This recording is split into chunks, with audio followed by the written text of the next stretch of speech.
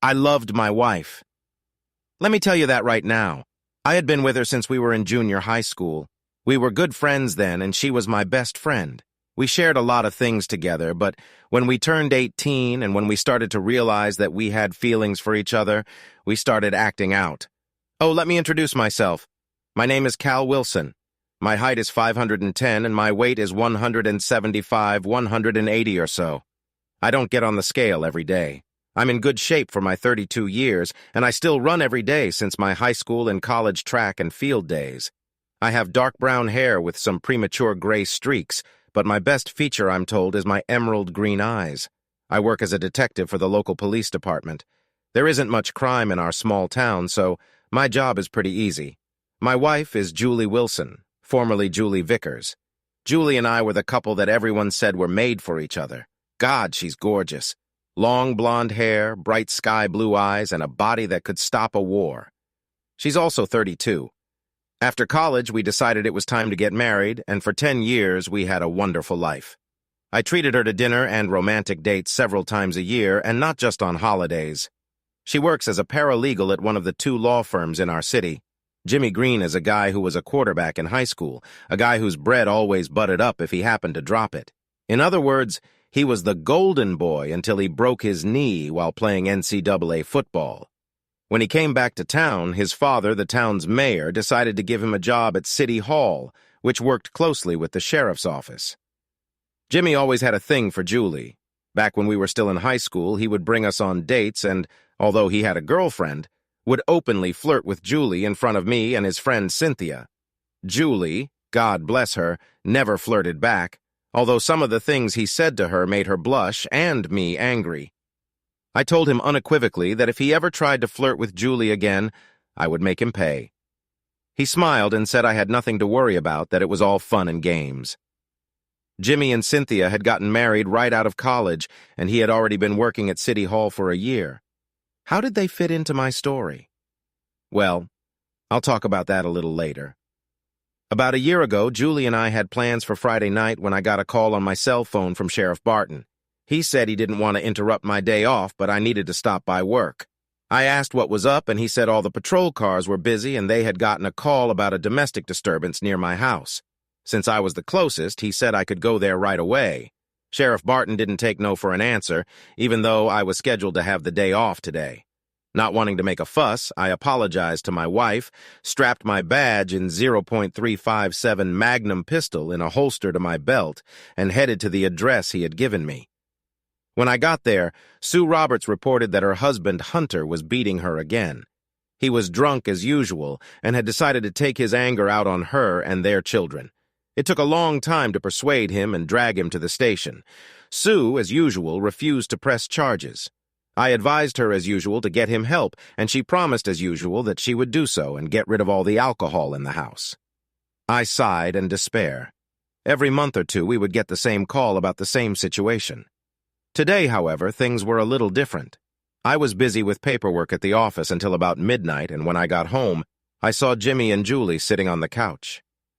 Julie looked like she had taken another shower since I had been summoned. The hair on the back of my neck stood up. What the hell was he doing here? I thought. What's going on, Jimmy? Honey, I said, leaning over and kissing her. I'm sorry about that. Hunter's been booked again, and I'm hoping Sue will either keep him or get him the help he needs this time. No problem, sweetie, she replied with a smile. Cynthia's out of town with her folks, and Jimmy called shortly after you left to see if we were going to do anything tonight. Yeah, man. Sorry about that. I didn't realize you had a date night tonight. Jimmy shrugged. I guess you're lucky you called, huh? A cheeky grin appeared on his face, and I was once again convinced that this guy was a first-class jerk. Now alarm bells were ringing in my head. Jimmy had always been a snake who thought his shit didn't stink. I decided to be polite. Well, I'm sorry to hear that, Jimmy. About Cynthia, I mean. But if you don't mind, I'd like to take my wife to bed and try to make up for having to go to work today. Oh, sure. Sorry about that. He quickly got up and walked out. I closed the door behind him and turned back to Julie. Baby, I'm sorry about earlier, I said, taking her in my arms. Next Friday, I'll tell him to get Bill or Dave instead of me, okay? Julie knew what it was like to be married to a cop. She smiled. It's okay, honey. Jimmy and I were just having a little talk, catching up, you know? I smiled. No problem, babe, I said. The alarm bells slowly subsiding. Nothing in her demeanor said anything else was going on, at least. Maybe I couldn't trust Jimmy, but I could trust Julie. Hell, I'd trusted Julie for more than half my life. However, that was only the beginning. Over the next 2 months, we managed to have 2 dates when I wasn't called away for one thing or another. Julie was losing her temper, and so was I. Unfortunately, while I was mad at my boss, she was mad at me. I was her husband, but I put work before her. At least that's what she thought. Hell, I couldn't even blame her for thinking that. Cynthia had to leave town more and more often when her family moved to the big city. She would go away for long weekends when they needed something. One Sunday, she came back early one Sunday morning, and the next thing I knew, I got a call from her. "Detective Wilson," I said, picking up the phone. "Cal, thank God." "You have to get here now," she said, almost screaming in my ear. She was definitely upset, so I asked her what was wrong. "Just come to my house," she said. "Not to our house." To my house? Was Jimmy in trouble? I was on shift at the sheriff's office and told Barton that city had called me and asked for the rest of the day off. He had a strange look on his face, but he just nodded and went back to his crossword puzzle. So I rushed over to Jimmy and Cynthia's and was surprised to find Julie's car in the driveway and the alarm bells in my head turned into a full-blown klaxon. Cynthia was pacing out front, and I saw tears in her eyes as she ran up to me as I got out of the car. My unmarked car was actually my car with radio and sirens lights. I love my Dodge Charger. Cal, thank God you're here. I don't know what to do. She sobbed against my chest, hugging me tightly. "Whoa, slow down, Cyn. What's going on?" I said in a soothing voice. She looked up at me, and I'm sure my face reflected confusion as I looked at Julie's car and then back at her. Suddenly her face went pale, and she covered her mouth with her hands. "Cyn, what's going on here? Why is my wife's car in your driveway? Are you telling me you don't know?" Her eyes got as wide as saucers. "Know what? What the hell is going on here, CNN?" I started to lose my temper again, and the alarm sounded twice in my brain, and then it hit me. "Bitch!" I yelled, grabbing my weapon and heading for the door. I opened the door and walked back into the bedroom. As I swung the door open, I saw a picture. I blinked twice, looking at the frozen lovers. My heart jumped out of my chest when I saw Julie and Jimmy. I holstered my gun and looked at Julie. I pulled out my cell phone and started taking pictures. I managed to take 4 pictures before they came to their senses. "I can explain, honey," she said as I kept clicking my camera. I ignored her and then turned to Cynthia, who had followed me. "CNN, did you know about this?" I asked, ignoring my wife. "Yes, Cal, I did. I swear I thought you did too. I wasn't happy about it, but I knew Jimmy had needs when I was out of town." She blushed, but met my gaze firmly. "You weren't happy about it, were you? And you thought I knew?" I asked, keeping my voice even. "Yes. Julie told me she talked to you about it, and since you work most Sundays, she'll be here sometimes." Cynthia cried again. I didn't realize how bad it was until I saw them together. And then an idea hit me. "Okay, how about this? I'll take C into my house." "Is that okay with you, Cyn?" I asked her. "No, you're not touching her." Julie and Jimmy seemed to shout this in unison. Cynthia looked at them in disgust, then turned to me. "You know what, Cal? I want you to take me back to your place." She gave me a cheeky wink. "Hell no!" yelled Jimmy, jumping up from the bed and stepping toward me. I snatched up my weapon. "Jimmy, don't be a fool. What's good for the goose is good for the gander. How long have you been cheating on me with my wife?" 2 months, he said, his face contorted with fear and rage. "Since the night I was called to Hunter and Sue's house," I said, and he nodded. "Yes, that's true. Now stop it." "I'm still yours, Cal," said Julie. "I still love you," Julie begged me. "What? So you can get some on the side and I can't?" I looked at her like she had just dropped off another planet. I looked at Cynthia's black curls and the same green eyes I had.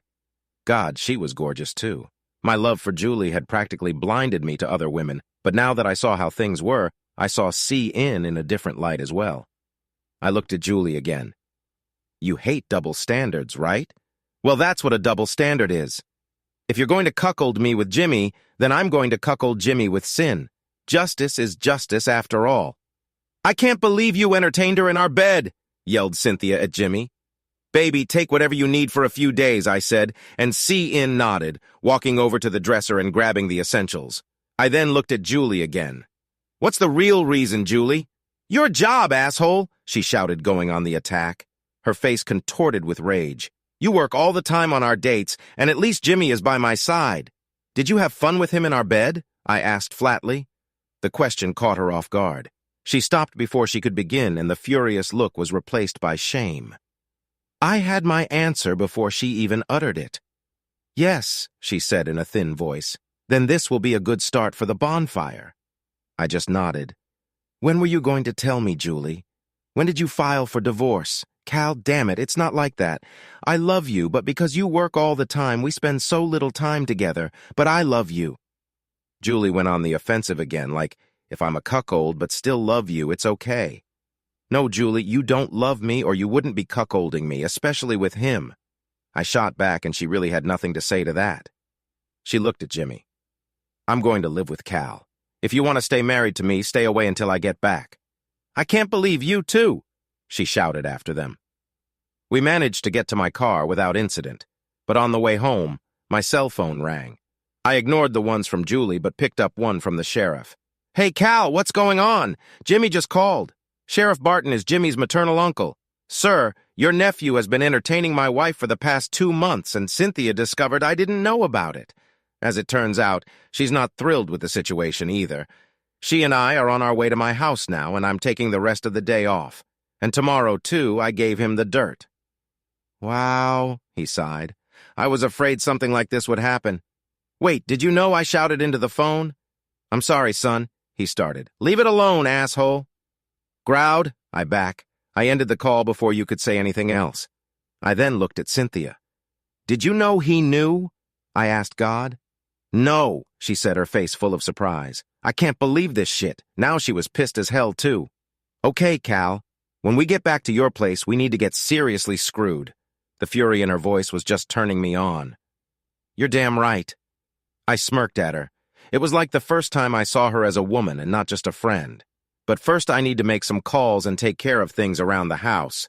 And then I'm at your disposal. I promised her Julie called again just as I brought C.I. and home, what I said sharply. Don't you dare, Calvin Wilson, she shouted into my phone. Either I entertain her or I divorce you. What are you going to choose? I have pictures, remember, said I. In our state, proof of a wife's infidelity disqualified her from much in the division of property in a divorce. Julie was so quiet that at first I thought she had hung up on me. But then she said, okay, before ending the call. I sent her a text asking her not to come home tonight and then called a locksmith. The locksmith was my cousin Dennis, and I knew I could trust him. When he arrived, he threw Cynthia a questioning look. C.I.N. and I were just having a beer when he arrived and walked in. Hey, Dan, said I as he walked in. What's going on, dude? He asked. I told him the short version, asked him to change the locks and give me 3 sets of keys. I also asked him not to give a set to Julie if she came in to ask for one. He readily agreed. Blood is thicker than water, Cal. He agreed, and we shook hands. Dennis is one of the good guys, and I know I can rely on him in any situation. Then I called the furniture store and ordered a new double bed to replace the ruined double bed Julie and I shared. C.N. waited patiently for all of this, and soon the movers arrived. They disassembled the old bed and dumped it in a pile in the backyard, as I had instructed, and then assembled the new bed at my request. It wasn't cheap, but when I was done, it was all worth it. You see, I had a plan. Actually, I had several plans. I was just hoping that the least violent plan would be the one I could use. Dennis finished changing the locks and gave me 3 sets of keys as ordered. I handed 1 set to Sen, winking at her. She grinned back. The furniture makers finished with the bed, and I paid them off with my credit card. I then called my sister Olivia, the bank manager in our town, and asked her to open a new account for me first thing Monday morning. After explaining the situation, I asked her to transfer 75% of the savings and checking accounts to the new account and thanked her. She was very happy to help, as she didn't like Julie from the start. It turned out that Live was a very good judge of character. When everyone who didn't live there or was staying there as a guest left, it was just Cynthia and me. Instead of taking her to bed right away, I led her into the living room and we sat on the couch after I locked up the house. Cien, what we're about to do is petty revenge. You know that, right? I asked, looking into her green eyes with mine. Yes, I know that, Cal. Before we get past the point of no return, I need to ask you something. I took her hand. Cian, you deserve better than Jimmy, and you always have. I don't understand why you put up with his crap. Cynthia blushed furiously. He has total control of the bank accounts. He said if I left him, I'd be left with nothing. He said he knows every lawyer in town, and none of them will take my case. He's lying to you, honey, I said. Listen to me. You want to get away from him? Don't worry about hiring a lawyer. Just answer yes or no. Do you want to leave that cheating son of a bitch? Yes, but not just because of the cheating. She burst into tears and then pulled up the sleeve of her blouse to show me the bruise on the top of her arm. I closed my eyes inside. Shit, I said, shaking my head. That put a new twist on my plan. There's an old boys club in law enforcement around here, and Sheriff Barton and the DA wouldn't want to prosecute Golden Boy unless he actually destroyed it. He could get away with it. However, I now had dirt on the sheriff that he not only knew about the affair, but had facilitated it by leaving me on the job. Honey, listen to me. I am a certified POL in the entire state. Tomorrow I'm going to call a divorce attorney from my wife's rival firm. We'll get a lawyer. Sheriff Barton can't fire me, and he damn well knows it. I took a deep breath. I really like you, Sin. Always have liked you. You've been one of my best friends since we were kids, and I'll be damned if I'm going to let that asshole husband of yours hurt you again. With the pictures on my SIM card, you'll have an irrefutable case against him, and you'll get everything. At those words, her eyes lit up. Cal, would you help me even though I know about this mess? Yes, I would help you because you didn't know that I didn't know, and you didn't know how deep it went. Now that we know, we'll have to be careful. I know Sheriff Barton, and I know he was probably forced into this whole mess somehow. I'll talk to him tomorrow morning and let him know I'm taking the day off, I said.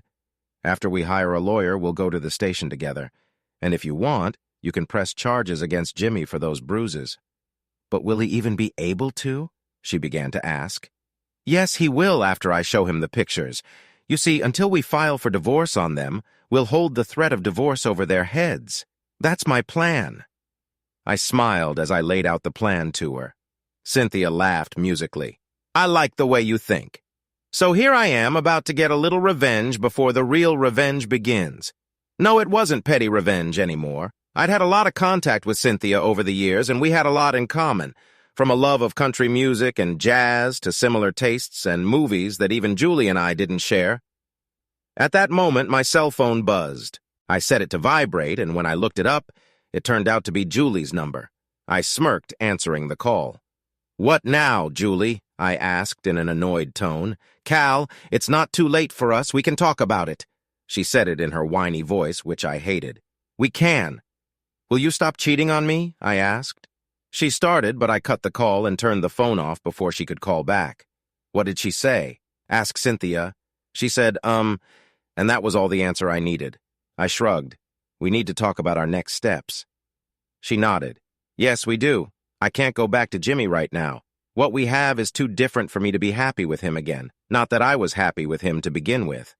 Then the anger returned when I thought that my own boss had been involved in this whole mess from the beginning. He had distracted me from Julie and given his asshole nephew the opportunity to seduce her.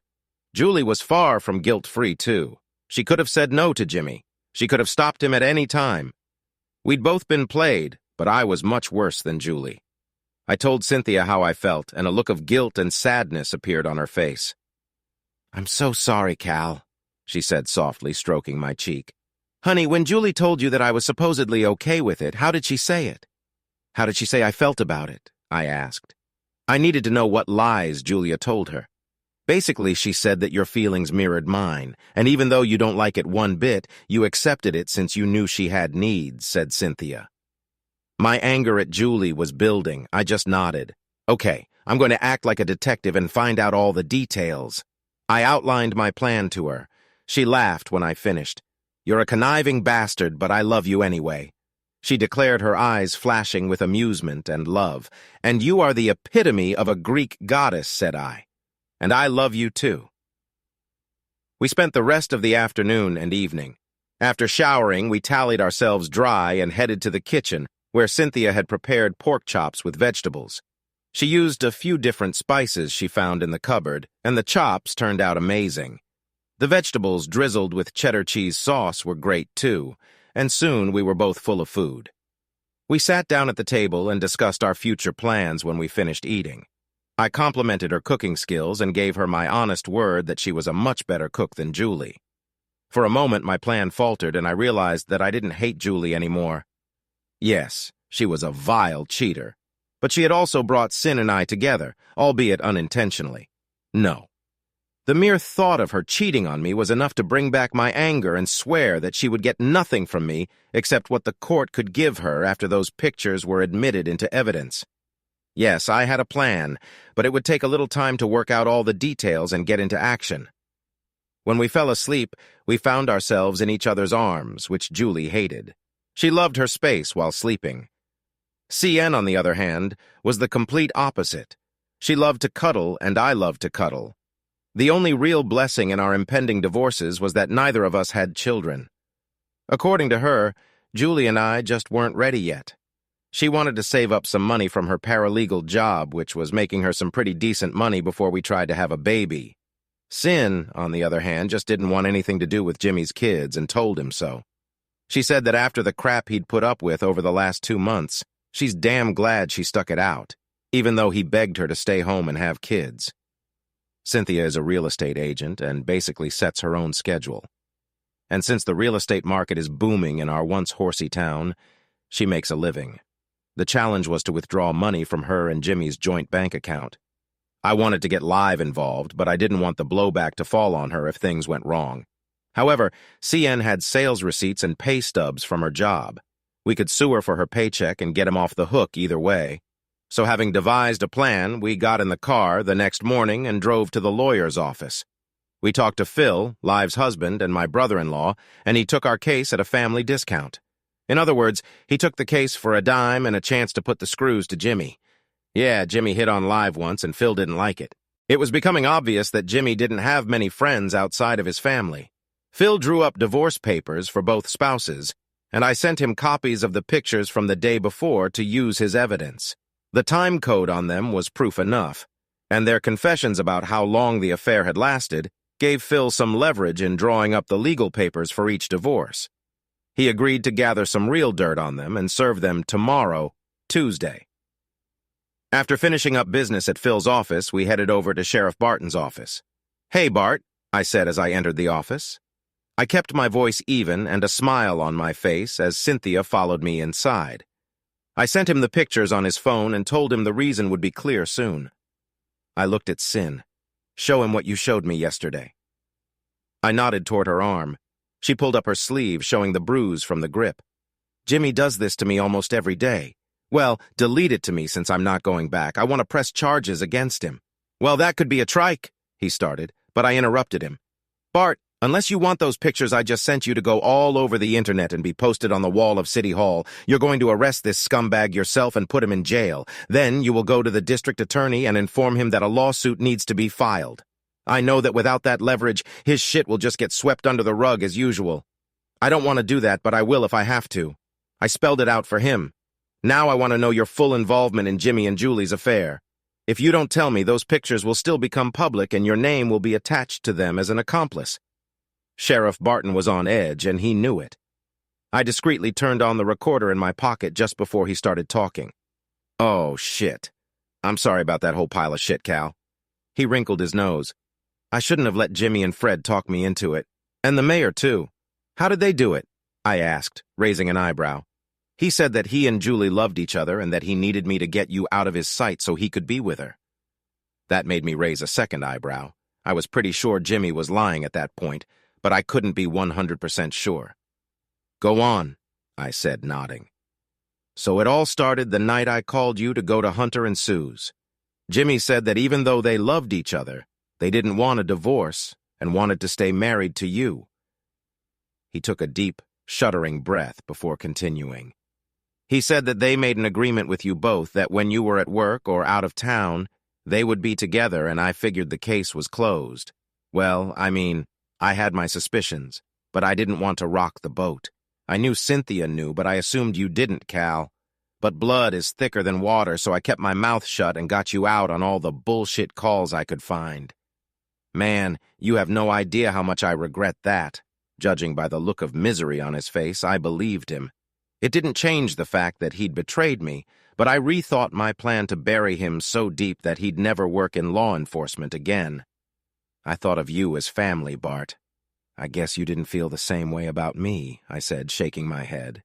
No, this justice had to be complete. No, it was no longer about revenge. It was going to be justice for everyone. Everyone would get what they deserved.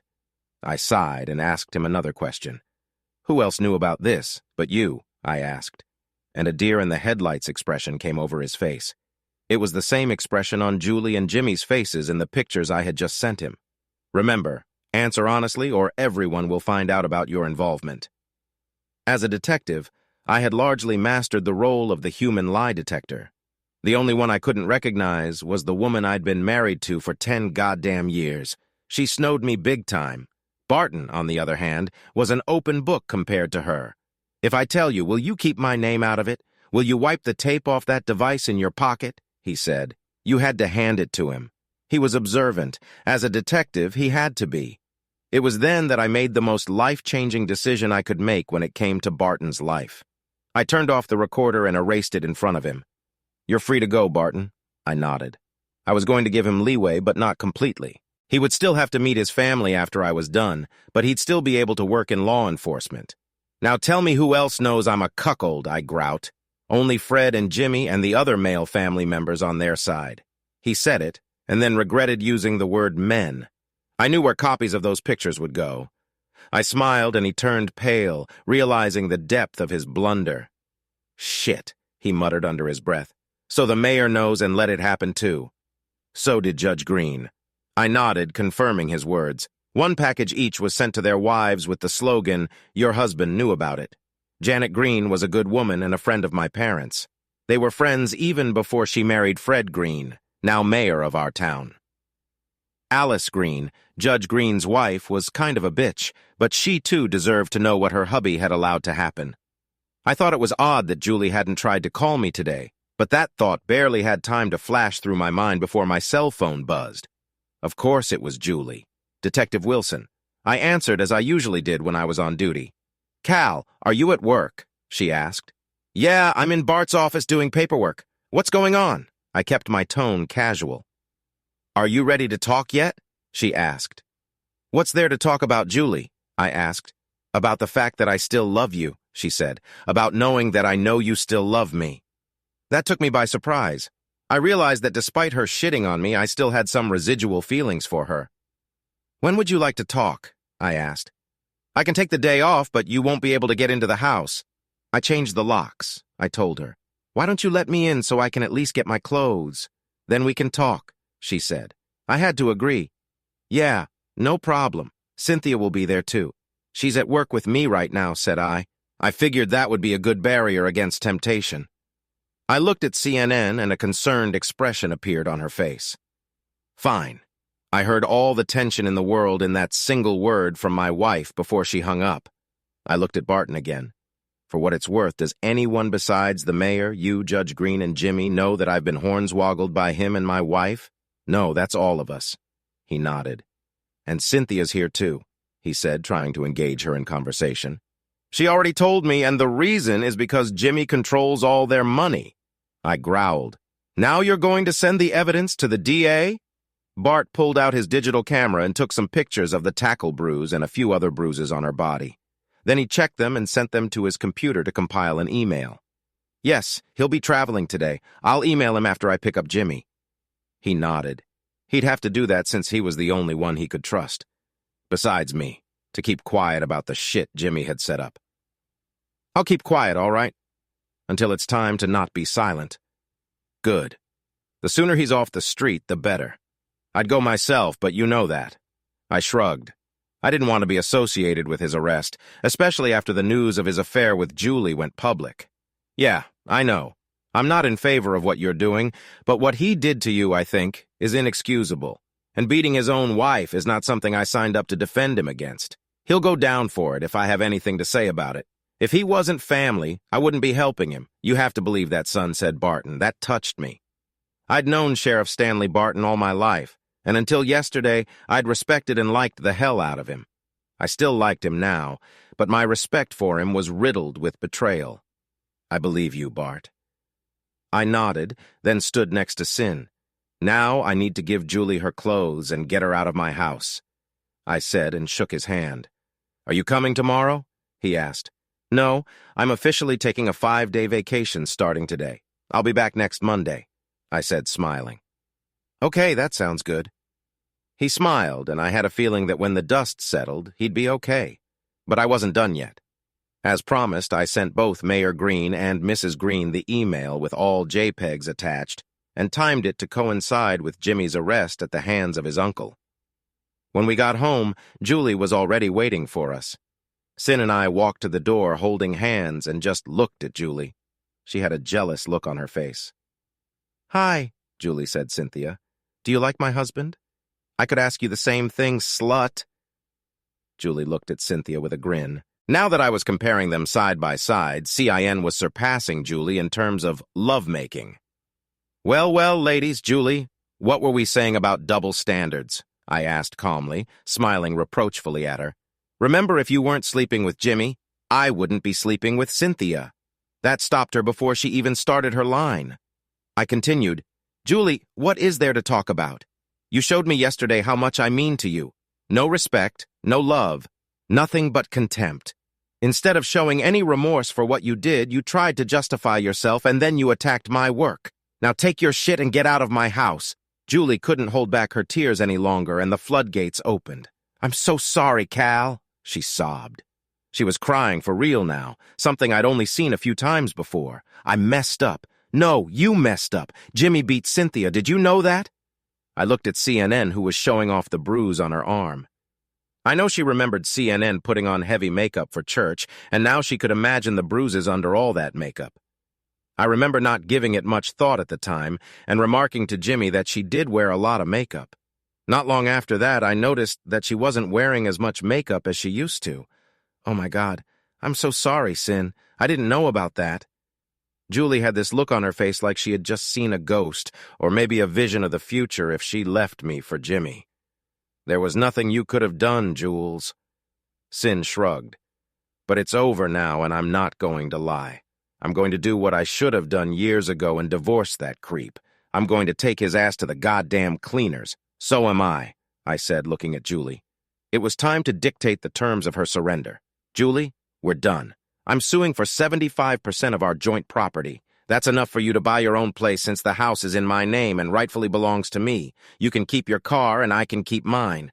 The rest will be split 7,525 NAS. If you argue with me, those pictures will go to your family, my family, and anyone else who is interested. I'd prefer it, and quickly and cleanly, but I'll fight dirty if I have to. There's no going back to that. You and I will end this. You already know how I feel about cheating. Julie stopped crying. But I love you, Cal, she pleaded. No, Julie. If you loved me, you'd respect me and honor the vows we made when we got married. As far as I'm concerned, when I saw you and Jimmy together yesterday, I divorced you then and there. All that's left is to make it official. You'll be charged at work tomorrow with infidelity. My lawyer already has the pictures as evidence and will present them in court. I paused and let my words soak in, then continued. Julie, will you give me a divorce so we can move on with our lives? She lowered her eyes, completely mortified. Yes, she said in that thin voice that indicated she had lost. Thank you. Now let's get your things together. After today's revelation, I don't think you're going to want to go back to Jimmy's place, especially since he was just arrested on a domestic battery charge, said I. Yeah, you're right. But where am I going to live? She asked. I left enough money in your account to pay the down payment on the apartment and a few other things. It used to be a joint account, but I transferred 75% to an account in my name and removed my name from the joint account. So it's all yours now. I shrugged. I hope things work out for you, Julie. As much as I'd love to hate you, I just can't. We've known each other too long, but I can't and won't forgive what you did to me, to us. At those words, Julie grew sad. She was obviously hurt, but I held back. It was really hard to do, but I did it. Hell, part of me wanted to just hug her and tell her everything would be okay, but I knew better. If she loved me, she wouldn't cheat on me. It was the only thought I needed to finish fighting her sadness and considerable charms. Yes, when viewed objectively and not with a heart full of love, she was no match for Cynthia, all things considered. But that didn't stop her from being magnificent in her own right. Cynthia helped us pack all of Julie's things, but it still took damn near forever. By the time we were done, it was too late to find an apartment, and we were in deep shit. We collapsed in the living room, and most of our suitcases were stuffed with Julie's stuff. Her closet was cleaned out, and her dresser and nightstand and makeup table and bathroom sink and, well, you get the picture. I never realized you had so much stuff, Jules. I chuckled as Cynthia walked in and handed us both a glass of beer and then sat down on my lap. Julie watched us with a look of longing on her face. No jealousy for once, just a sense of what she discarded. Well, it's been over 10 years since I moved here, and you know I never throw anything away as long as it's wearable. Julie shrugged, and I couldn't keep from giggling again. I know, okay, I smirked. Jules, it's getting late. You can sleep in the guest room if you want. Cynthia leaned in close to my ear. Is that a good idea? She whispered. I don't hate her sin. As much as I want to, I can't. I don't love her anymore, but I still care about her, I whispered back. Then I looked at the hopeful expression on Julie's face. Jules, it's just for one night. You can sleep in the guest room, but pack your car in the morning and remember you have to work with the divorce papers. I drove her home. Julie suppressed a sob. Is this really necessary? She asked finally. Can't we just go see your lawyer in the morning and I'll sign everything in his office? I hesitated. As much as I wanted to humiliate her, I also remembered the good times we'd had over the years. Damn good thing memory is a good thing. I looked at CNN and raised an eyebrow. What do you think? Is it worth it? I asked her. Cynthia looked at Julie and saw the utter despair in her eyes. Then she looked into mine again. I think she suffered enough already. And yes, I think it will work. I looked at Julie. Great. We'll go to Phil's office in the morning. Then you'll sign the papers and we can ask the judge to declare a divorce. We won't go to counseling and we won't have to worry about child custody, so no worries. Julie smiled slightly. She had escaped my wrath for the moment. The dust hadn't settled yet. Hell, the explosion hadn't even happened yet. I see you've already replaced the bed. She said, her voice still low and full of remorse. Yeah, I needed to upgrade it anyway, but I didn't know at the time that Shin here likes to cuddle. If I had known, I probably would have settled for a double. I smiled and couldn't resist pouring some salt on Julie's wounds. She visibly flinched at the prick. I really wasn't such a good wife, was I? She said, apparently feeling the weight of her decisions. No, you were a good wife until you decided to entertain not just another guy, but an asshole like Jimmy Green. You knew how I felt about him. Well, the day of reckoning is upon him. If you don't want to get crushed, I suggest you get out of town as soon as possible when the divorce is final, I told her in an even voice, emphasizing each I know. An expression appeared on Julie's face that spoke of her fear. What do you mean, Cal? I mean what I'm saying, Jules. Look, I have no hatred for you, but there's a storm coming. When the mayor himself allows his son to entertain another man's wife, knowing full well that his son is wrong, there are going to be serious consequences. The fact that he knew about it or even allowed it to happen with his blessing is not illegal. What is definitely illegal, though, is that this husband should be assigned to a job so that his son can do it. I was lying through my teeth, but it was necessary to protect Bart. At least Bart had a conscience, and that was supposed to protect him when I blew this all over town. I know Mayor Green was the one who assigned me Friday night, even though I usually had the night off, and he made sure I was busy on Sundays too. At those words, Julie's eyes widened. My God, Jimmy used his own father to set us both up. It all made sense, but in a weird sort of way. You see, Jimmy wasn't an asshole by accident. He took his example from his father, who was a contender for the title of biggest asshole in the universe. Mayor Green was definitely an asshole, and he had more than proved it with his actions lately. Yes, Mayor Green was number 2 on my list right after Jimmy Green, but before Judge Green. Bart had crossed himself off the list, but I had a feeling he wasn't going to get away completely unscathed.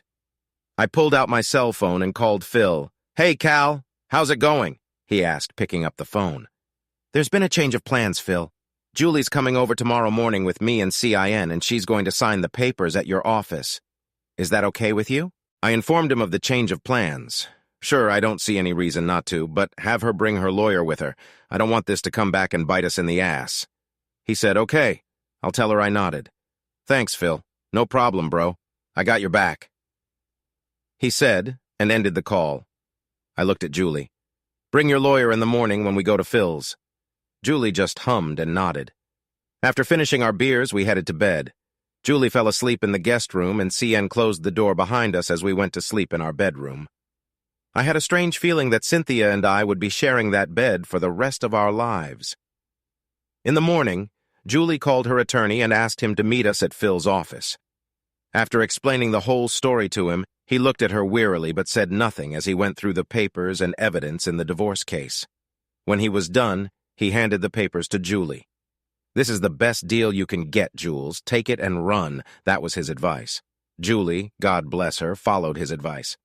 30 days later, after a cooling-off period, we were officially divorced. Divorcing Julie was not the real battle. No, the real battle was with Jimmy Green and his dad and uncle at City Hall.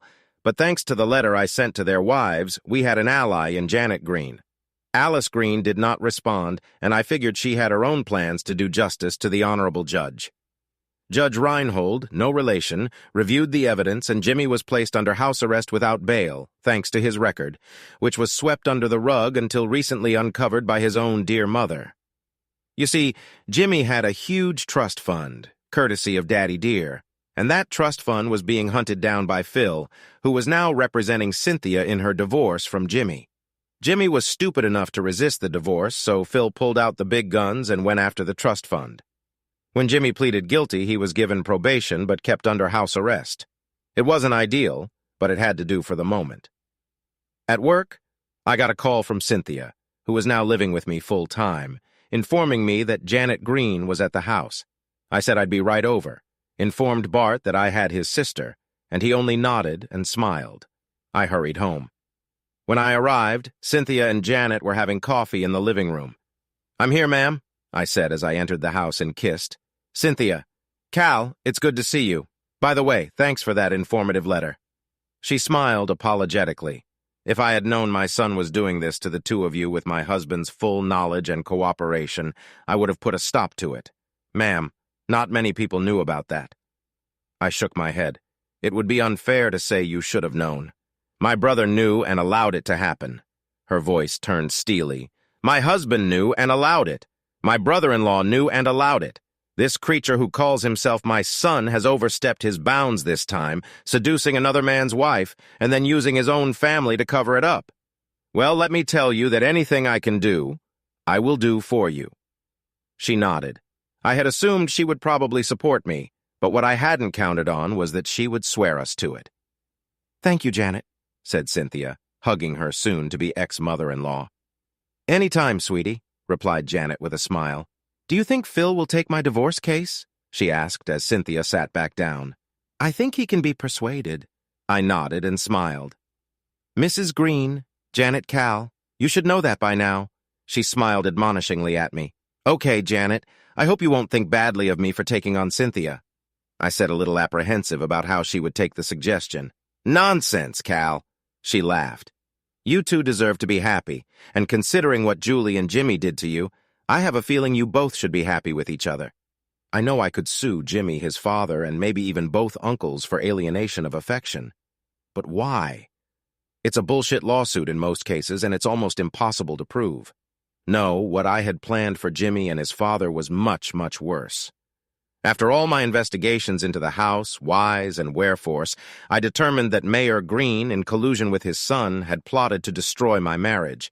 I considered charging him with bribery as well as solicitation by proxy. The judge, though knowledgeable, was only guilty of not telling me what I should have known. Julie wanted nothing to do with Jimmy and left town shortly after our divorce was finalized. Her boss found her a good job in another city with an old friend of his from law school. She took my advice and dropped the AO before the shitstorm destroyed the fan base. Bart fully cooperated with me on everything and apologized to my sister for his involvement in what happened. He confirmed my suspicions that Mayor Green himself had told him that if he didn't go along with Jimmy's plan, he would lose his job as sheriff and be replaced by an idiot of the mayor's choosing. Despite all his faults, Bart had always been a damn good sheriff. Any replacement chosen by Mayor Green would have been bad for the police force. As it happens, Bart and Janet were sitting at dinner one night with Cynthia and me, and we had some damn good fried chicken cooked by Sin herself. Yes, she's great and bad, and she can cook. And Jimmy gave her up for Julie? Well, sometimes you can't argue with taste. After dinner, drinking beer, we discussed the plan. I laid out the basics and said the deadline was being pushed back a little so Mayor Green could be served with the divorce papers first.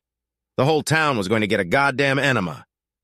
The first order of business was to contact Phil and see what his private investigator had managed to dig up. I called him, and the report was good. He'd gotten a lot of dirt on our glorious mayor and his asshole son. Janet had long reproached herself for the way she'd raised Jimmy.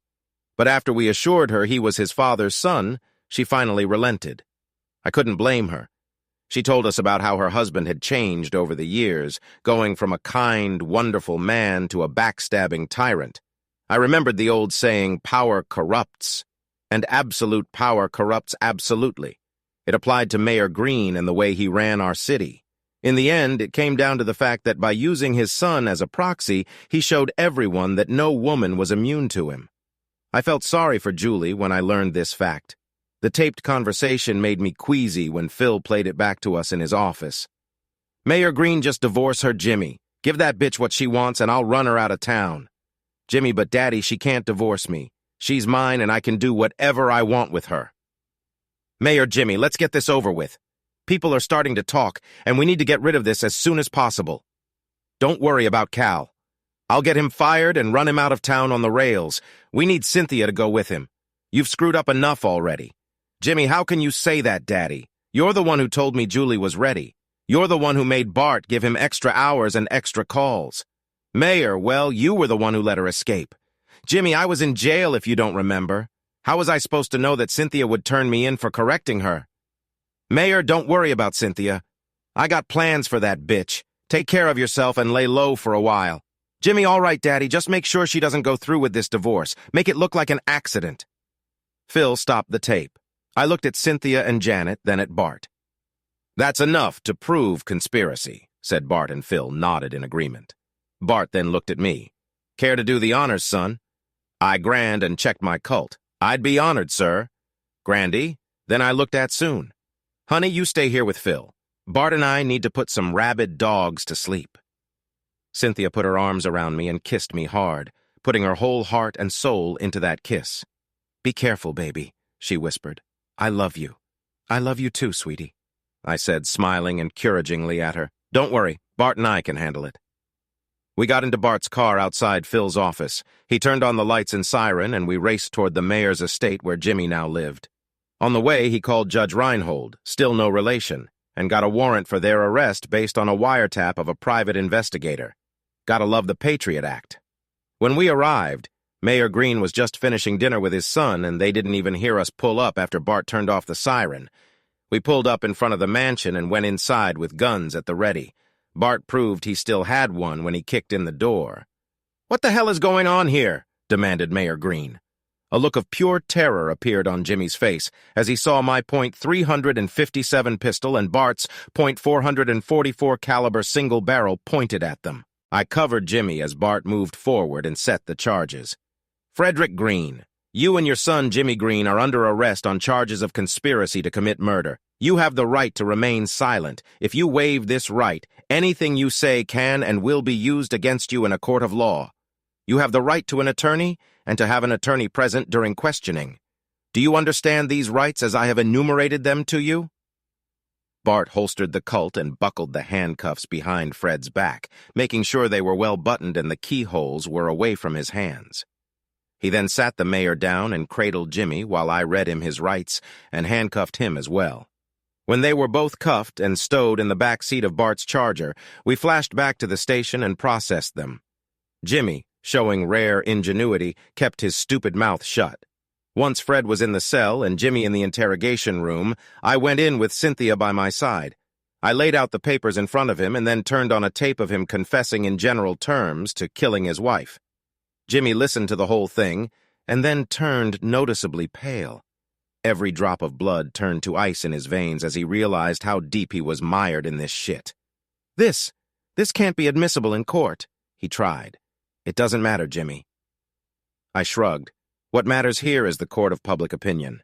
If we invoke the Patriot Act, suspecting you and your father of harboring domestic terrorists, and show Homeland this conversation, it could easily be misconstrued as planning an execution as an act of terror. I was talking thick, but I was having a hell of a lot of fun doing it. What do you want me to do? He asked, broken. He knew we had him cornered, and he knew he was going to get the big green weenie with no lube and a sandpaper condom if he didn't play ball. As soon as your lawyer gets here, you will sign this paper giving Cynthia everything. He'll witness it, and then everything will go to the judge. The judge will give everything to Cynthia. You'll go to jail, and then you'll get out and live your life as it will be. Do you understand how things will play out? I asked, and he only nodded in response. It felt damn good to see Golden Boy go down a few dozen steps. Jimmy, if you hadn't gotten it into your head to seduce my wife, none of this would have happened. You took the wrong man's wife, asshole. Man, I'm sorry. He cried. For the first time I'd ever seen him cry. Jimmy Green was crying. I looked at Cynthia and she looked at me. And our face is expressed pure shock. Then we smiled at each other and looked again at the sobbing, crying, apologizing Jimmy Green. Shut up, Jimmy, snapped to Cynthia. You and your asshole father were going to kill me. You're just sorry you got caught. This brought Jimmy out of his daze. He finally realized what a screwed-up mess he was in, and his brain practically shut down. He just stared at the wall between us and see-in. When his lawyer came in, I played him the tape, and he closed his eyes and let out an intermittent sigh. When I laid out my plan to send the tape to the local news stations and even the major TV stations, he managed to get Jimmy out of his self-imposed state and get him to sign the divorce papers. With Fred Green, we managed the same thing, and he signed the papers without a fight as soon as his lawyer arrived. And since we never wrote that we would withhold evidence if they cooperated, we went ahead and sent copies of the tape to news stations, the big 3 networks, and even Fox News, and then sent a copy to the state attorney general's office. It was as if a small thermonuclear device had exploded in our quiet town. News vans were everywhere. Law enforcement from state police officers to the FBI flooded our town, and the motel business was booming. For the small farming community, we were raising money for the town coffers, and it turned out to be a heck of a lot of fun for everyone, except Jimmy and Fred Green. The feds dug deeper and found some questionable tax practices in Fred's past and a few odd things in Jimmy's day-to-day dealings at City Hall. When the dust finally settled, Bart was cleared of all wrongdoing, although Jimmy and Fred tried to throw him under the bus over the scam scandal, but he came out clean. Julie was subpoenaed to testify about the whole thing and was vilified a bit by the assholes at the news until I laid it all out straight and portrayed her as a victim. She was young and naive. I was asked in an interview if I would have reconciled with her, to which I answered with a firm, no, I wouldn't argue with that. Cynthia got everything in her divorce from Jimmy, and Janet got everything in her divorce from Fred. They got solid prison sentences for their involvement in the conspiracy and other charges that the feds found a way to bring against them. They will likely die in prison when the guilty verdicts and sentences are handed down. Cynthia and I were married, and her relatives came back to town for our wedding. Julie came, having been invited, and brought her new boyfriend with her. I talked to him, and he actually turned out to be a good man. There you go. I was even happy for her. Jimmy found love again as I learned from talking to him. As it turned out, his cellmate was a very large but very loving man.